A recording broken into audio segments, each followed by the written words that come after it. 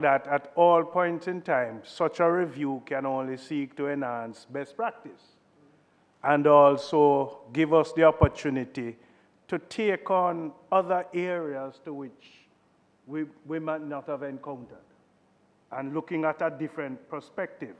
What we have done is that we have sought to improve our efficiency by the very nature of this exercise. And we have taken on some what I would consider, given the support from the research team and the support from the technical team, to modernize our procedures. I had the opportunity to look back, and one of the things that I thought about was, in every sphere of a policy, we must look at conflict resolution procedures. And I would tend to say that there are areas in gaps in our own system that should provide for that.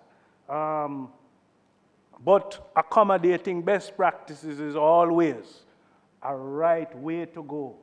And if they're offering support, we should take on the additional support. Madam Clerk, you have heard the sentiment of the committee because they had offered assistance in the review of the standing orders of both houses. So maybe you can convey to them that the Senate would very much appreciate some sort of assistance. Although I was bold enough to say that we could provide assistance to them or we never need nothing from them. One of the things that I pointed out to them, which I think is correct, what we have done, during our review, we have really sought to bring together our practice with what the standing orders actually say. And many of the things that we are doing now are established practice, but it's contrary to the standing orders, and I think our review has sort of attempted to bring those things together. But I don't have a problem, Ms. Lowe, if you convey to them that you could ask what sort of assistance they were thinking about, whether they would take our document and look at it. He had mentioned about sending somebody down here, because they are always willing to do these things, because it's a junket, and if they can send a group down here to get a little sun, sea, and what is the other thing? Sun, sea, and what? Sun, what? Sun, sea, and what? No man, you have an S in it. But I don't. So, Ms. Lowe, that is what you need to do for me. You could just drop them a memo and say that further to the discussion with us. And I'm sure the speaker wouldn't object to it either. Yes, Ms. Lowe.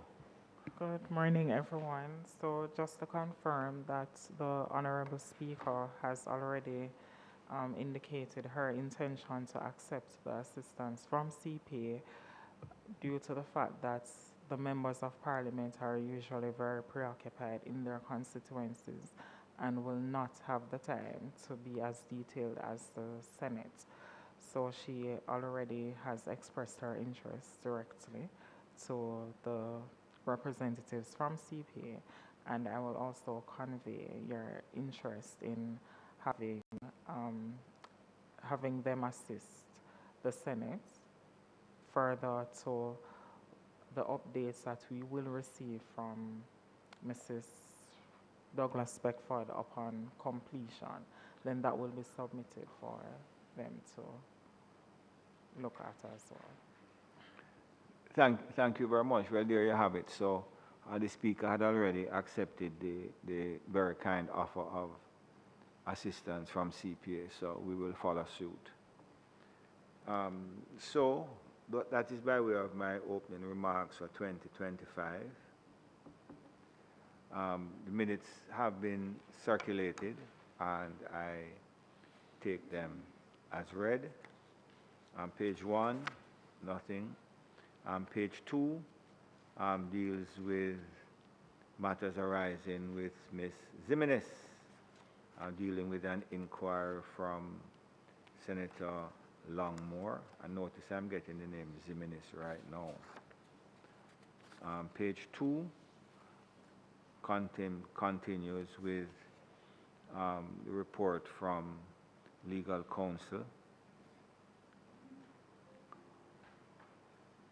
In summary, legal counsel stated that the House, either the House of Representatives or the Senate, requiring a bicameral committee be created, would send a message through the clerk to the other House to propose a meeting.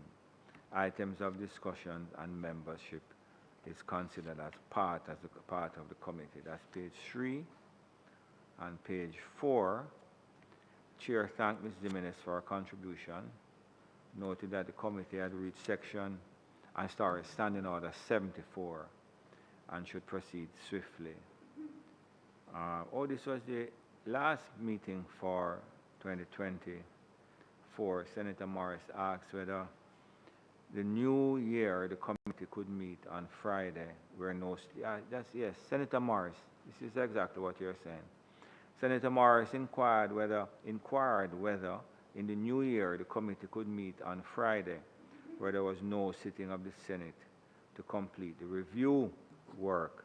He noted that in 2016, the review had been completed, amendments prepared for tabling, but the matter had not been finalized as there had been a general election. The chair agreed with Senator Morris and asked the committee clerk to liaise with him to select 2 Fridays in the new year. Well, that has not yet been done, but no doubt on the resumption of Ms. Douglas Beckford, that will be done.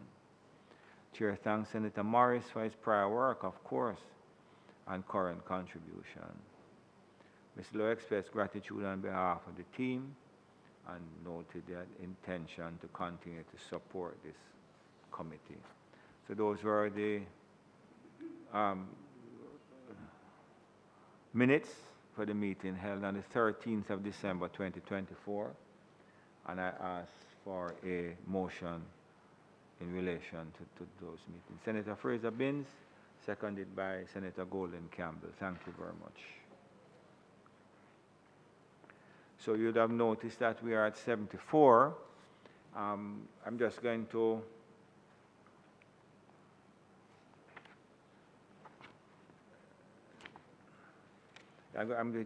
go through 74. I don't want to go beyond 74 because of the absence of Ms. Douglas Beckford. Ms. Cohen, we know that you are here and you are very competent, but we just want to finish 74 and we can do 74A. All right? So, except for otherwise provided, Standing Order number 66, that's Sessional Select Committees, this order shall apply to all select committees. If the chairman is unable to be present at any meeting, the committee shall elect another chairman whose tenure of the office shall be for the day of his election. No problem. His is going to fall into the general change that we have in relation to making our standing orders gender neutral, although that's not as current as it was before the election in the United States. Unless the Senate otherwise directs, the Standing Orders Committee shall not, but every other select committee shall have the power to send for persons, papers, and records. We have discussed this, and I don't think that we have found. The only thing that we have found to say, why is it that the Standing Orders cannot send for persons, papers, or records? And I think that we have taken out the Standing Order, So it says, the Senate,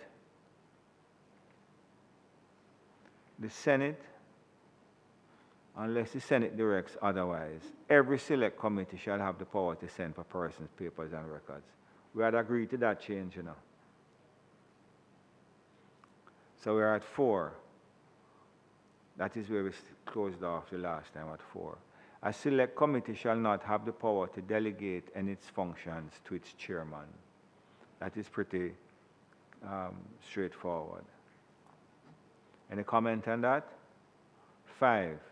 Unless the Senate otherwise directs, 3 members shall be a quorum. In ascertaining whether there is a quorum present, the member in the chair shall not be excluded. So essentially, it would be 2 members on the floor and the chairman for a quorum. Any problem with that? What it say? Unless the Senate otherwise direct, 3 members shall be a quorum. In ascertaining whether there is a quorum present, the member in the chair shall not be excluded.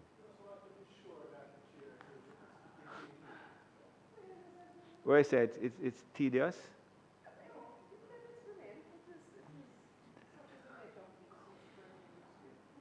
Unless the Senate otherwise direct, 3 members shall be a quorum, the chair included. That could be, but anyway. 6, subject to any order of the Senate or resolution of the committee, the sitting of a select committee shall be held in private. Is that so? Yes, Mr. Cohen. On the last occasion, Chairman, certainly, according to my notes, I'm not sure if the members have the same, but I see where we would have crossed out private and included public. Okay, so I shall, suspect the committee okay, good. would have done so. Excellent. Very well. Good. Thank you. The deliberations of a select committee. Yes.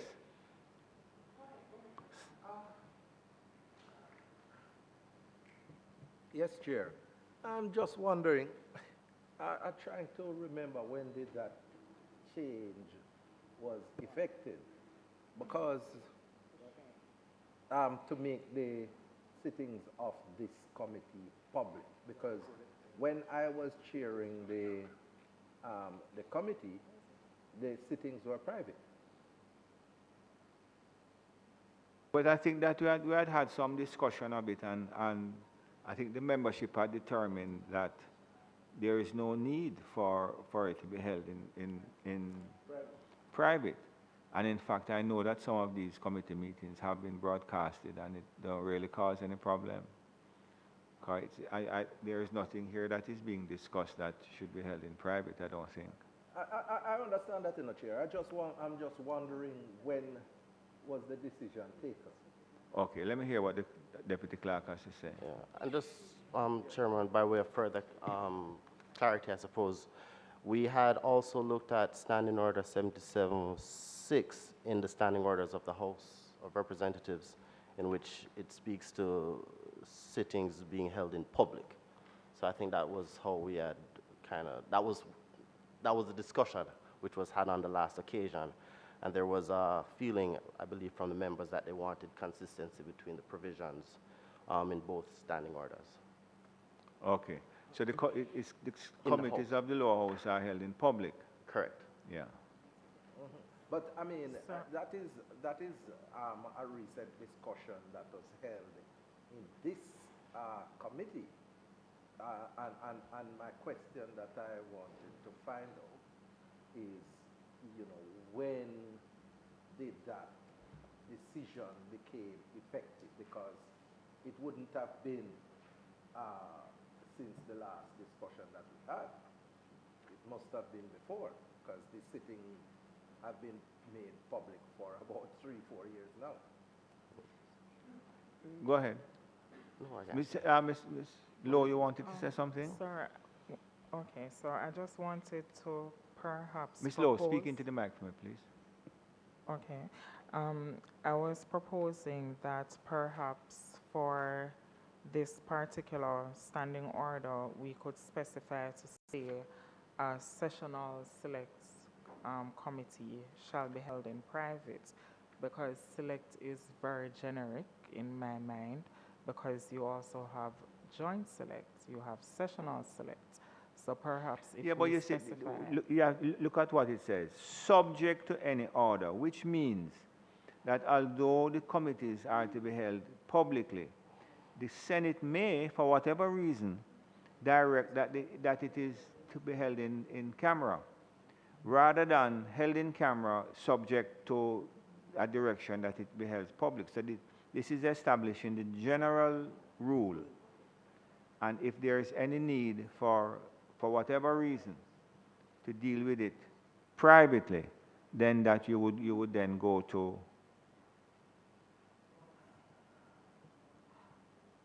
It is my understanding that joint select committees are usually held in public, and this is worded in such a way to say that the sittings of a select committee shall be held in private, making it mandatory. Which No, but that's it's not mandatory, no, 'cause it says subject to the order of I'm the Senate. aware, Yeah. sir, but notwithstanding, it is my understanding based on this that it is more saying that only by an order would it be held in public. When Yes, so that's I want really it, I not want the to case. reverse it. Yeah. You-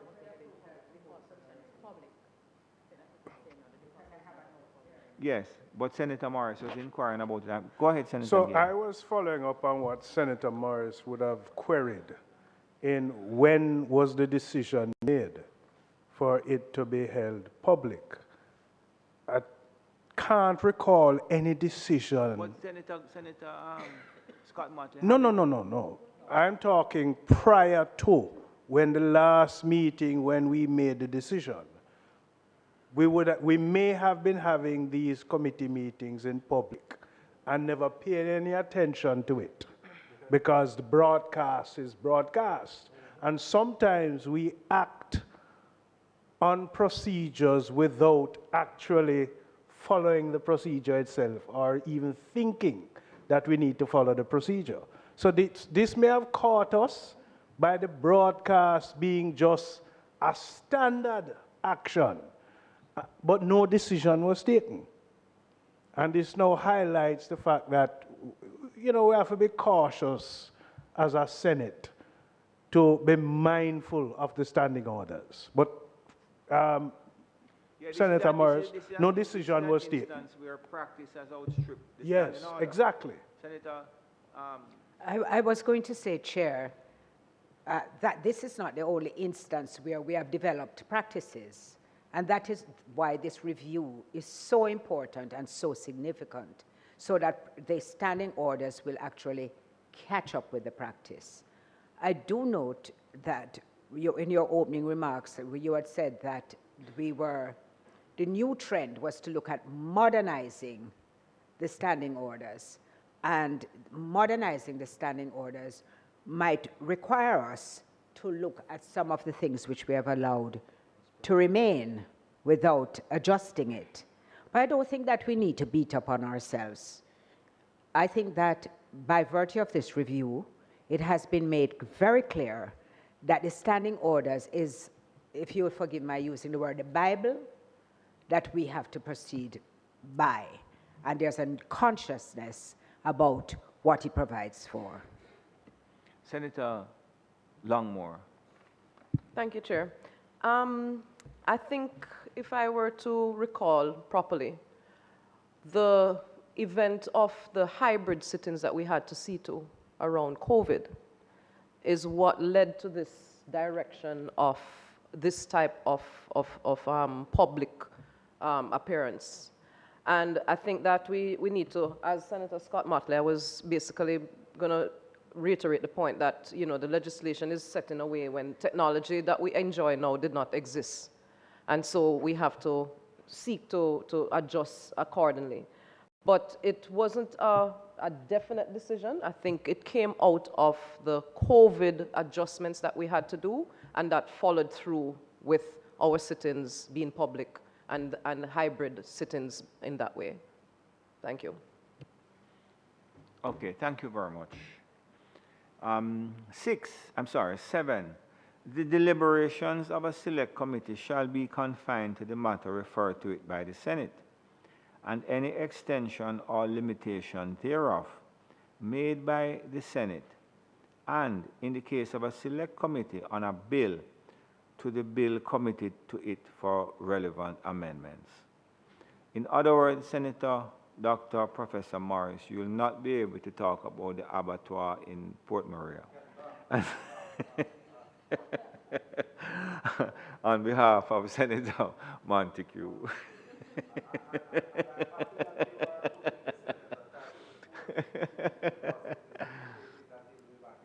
Oh, no. I think he may have something to say about that. You know who I saw the other day, and he was looking quite good. I was at Norma Linton's funeral where Senator Scott Motley gave a remembrance, but as we saw,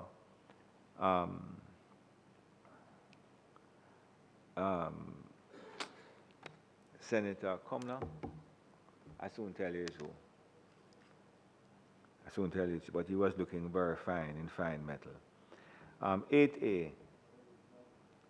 The first meeting of the Select Committee shall be held at such time and place as the chairman in case of a Select Committee or the president in the case of a, yes, in case of a special Select Committee shall appoint. Subsequent meetings shall be held at such time and place as the committee may determine. That's pretty straightforward. Provided that if the committee fails to do so, the chairman shall, in consultation with the clerk, appoint such time and place. Senator Nicholson was on my mind. So he was looking quite fine and in fine fettle, so we send our regards to him and his family. Nick.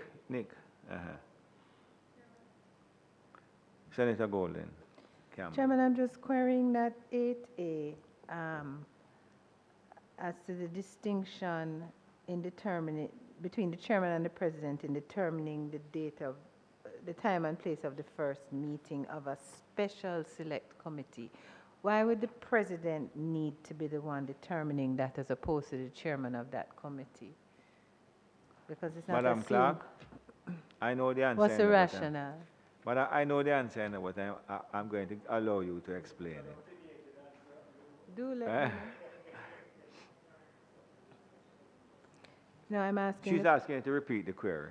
I'm asking the question as it relates to 74.8A, which deals with the first meeting of the sessional or special select committee. And in the case of the sessional, it is the chairman who decides the time and date of that first meeting. In the case of the special, it's the president. And I'm querying why is the president... Because the special select committee is appointed by the president, whereas the select committee tends to be a joint decision between the two houses. Are you agreeing with that?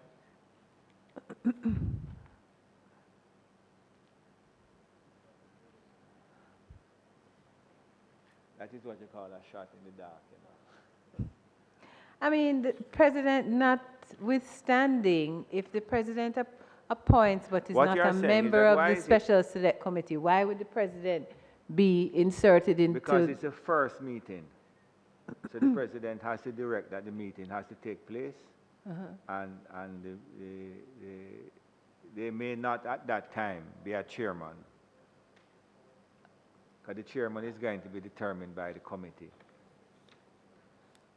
So, okay, well, that then begs the question in terms of our chairman appointments, because the special select committee arises out of an order, right? Or the Senate determining, no? So if the Senate determines, isn't the chairman named at that point? What we're going to do is revisit that thorny issue on the next occasion. Okay. We're running into time here now, and I know that we want to try and make a start today. Senator Longmore? Additional, just query around 6 before we close. So as it is now, because I was wondering really why was it specifically made to be private? So if we change it to public, there will be the provisions still in place for us to have the private ones. Right, okay, thanks. Chairman, just to indicate, in response to Senator Golden Campbell, by convention, the chairman of the respective committees set the date and time. But similar to Standing Order 74-6, right, over a period of time, you find that customs have developed, and in this instance, it would be the custom for the chairperson of the respective committee, be it sessional select committee, special select committee, and joint select committee, to set the date and time for meetings.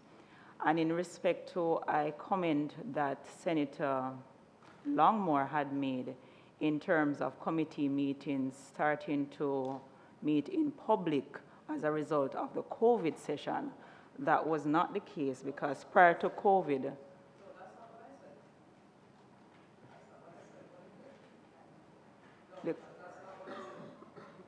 that's okay then. But just to say, my apologies then, just to say that committees were meeting in public prior to the COVID pandemic. And it was a practice that has been developed over the years for committee meetings to be held in public, subject to an order or resolution of the committee, because oftentimes you find that committee members, if there's a matter that is confidential, will decide amongst themselves to meet in camera. And I think that in answer to Senator Golden Campbell as well, some of the times when the committees are set up, there is no chairman, because the chairman is determined at the first meeting. And that is why the responsibility is to the president for the first meeting.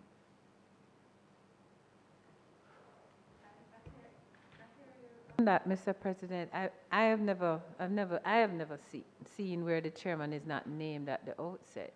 Okay. So I just we wonder. can revisit it, but I don't want to continue long. No, too we long can today. talk. So this meeting of the Standing Orders Committee of the Senate is adjourned. Thank Ms. Cohen for sitting in for Ms. Douglas Beckford, and God's willing, we will resume next week. And as I said, we hope to finish this general review. And I'm not waiting for the Commonwealth Parliamentary Association to review our document, but they can always assist us along the way. Thank you very much for your attendance.